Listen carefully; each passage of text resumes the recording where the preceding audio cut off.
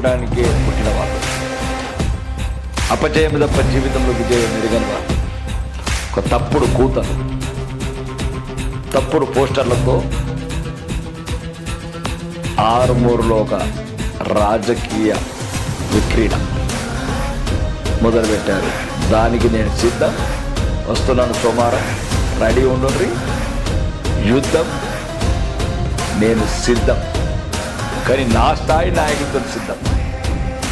అది హనుమల రేవంత్ రెడ్డి లేదా రాష్ట్ర మంత్రులు ఎవరైనా సరే వారితో సిద్ధం. లేదు నిజామాబాద్ జిల్లా సీనియర్ శాసనసభ్యులు ఎవరైనా ఉంటే గౌరవనీయ సుదర్శన్ రెడ్డి గారు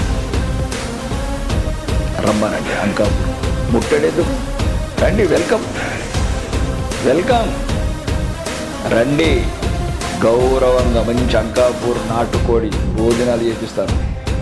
ముఖ్యమంత్రి ఎట్లని అడిగాడు, కొడంగల్ శాసనసభ్యులు గారు ఇట్లా తెలంగాణ అసెంబ్లీ అడిగారు, అంకాపూర్ నాటుకోడి వినిపిస్తాను. సోమవారం నాడు 10 గంటలకు నేను అక్కడ ఉంటున్నాను, మీరు వస్తారని చూస్తున్నాను.